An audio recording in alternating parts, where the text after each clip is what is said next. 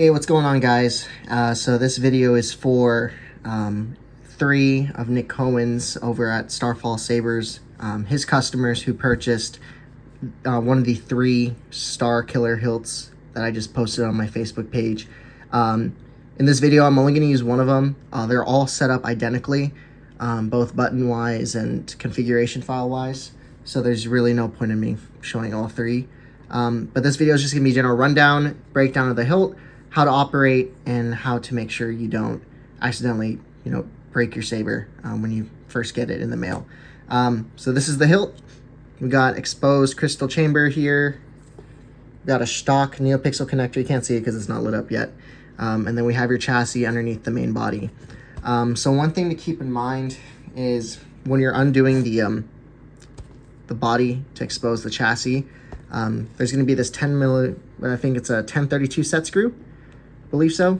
I'm using my Allen key set, but each of you guys is going to be getting your own Allen key as well as stickers that Nick Cohen sent over for me to send over to you guys. So you don't have to worry about needing to source one. You guys already get one with the hilt. And this basically slides off, exposing the chassis, sliding down like this. Let me just put this over here. And it's basically the chassis itself. You have a removable 18650 lithium-ion battery.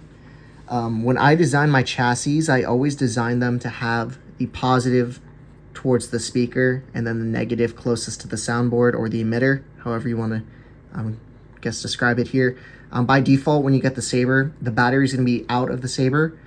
So just be very, very conscientious of how the battery orientation is going to be once you put the battery in. Even like accidentally turning on the saber once with the battery incorrectly put in can mess up the saber, so just be careful about that. You have your kill switch right here. This is what's going to cut power to the saber, so you don't always have to take the battery in and out. And over here you have board access right here. So SD card access and board access are going to be done via a 90-degree USB ribbon cable.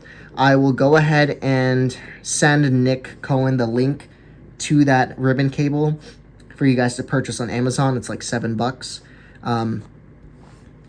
Here's the board and everything here. So all the installs are identical, again, configuration-wise and button-wise. So when we turn the saber on, like so. So each profile has its own specific accent LED setup here. Once I ship the sabers out, I'm also going to get the emails from each of you who've purchased this and send over the configuration file. Yeah, there it is. So you see LED right here, accent strip behind the crystal right here, and then you have your PLI indicator light right there. So to turn on the saber, it's going to be, this is your power button, this is your auxiliary, this is the same on each and every one of them. So change fonts. Hero's Journey. Let's just use Hero's Journey, for example, and then turn it on.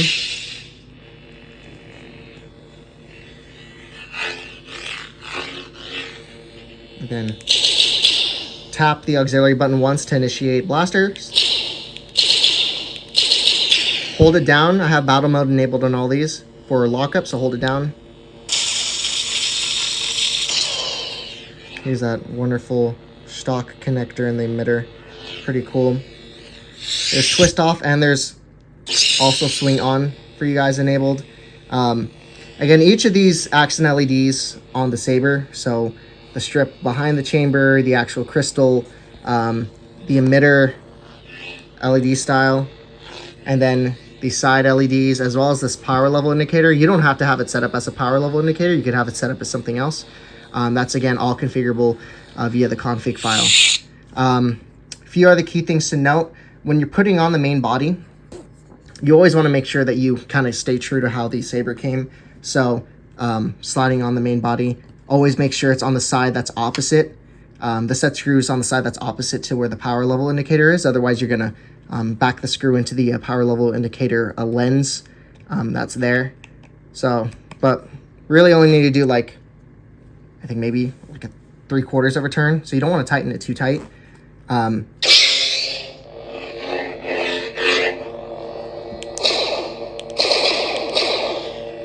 twist off.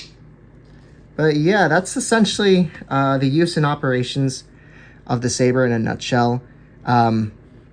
There's a few other little tidbits of info I'll include when I ship the Saber. So more specifically, it's breaking down the FET button profile. That's my dog right here. Basically the prop file that kind of shows you guys how to use the specific gestures and everything on the prop file that's included on the Saber. But Nick Cohen StarFall font package is included on there. I included my sound font package in a zip file on the SD card as well too. What you can also do, I know my computer isn't incredibly fast, so accessing the SD card through the Pro feed might not be viable for a lot of people. If you have a fast computer, it's actually really easy to do. You just pop in the USB and you're able to access the SD card. If you really wanted to, what you could do is you could take something, while the Saber's off, of course, something small, maybe like your smallest size, like little Allen key. And as long as you're very gentle with lifting up the board, you can kind of go under here and just like gently like pry the board up just a little bit, so that way you can get the SD card out enough and get some tweezers and yank it out. I'm not going to do it on this one, but there's a space here in between the board and the chassis where you could just use something small, non-conductive, to kind of go in there and lift the board up. And if you prefer to access your SD card that way, you could go about it like that instead. So lots of versatility as far as the install goes. As far as the hilt goes, had a really fun time getting these installed for you guys who purchased these StarFall Starkillers here. But that is really all there is to it. Again, all of these Sabers are the same. I'm just gonna box them up and ship them out to their respective customers. But I had a blast doing them, and Nick Cohen's a really great guy. So yeah, there we go. But if you guys have any other questions, especially the customers who purchased these from Nick, please feel free to reach out to me. Email is kesselcustomsabers@gmail.com. You could also reach out via social media on Instagram as well as Facebook. And then also, if you need to get a hold of Nick, just message Nick over on StarFall Sabers, various social media pages and email addresses. But yeah, hope you guys have a good day, and may the force be with you. Bye-bye.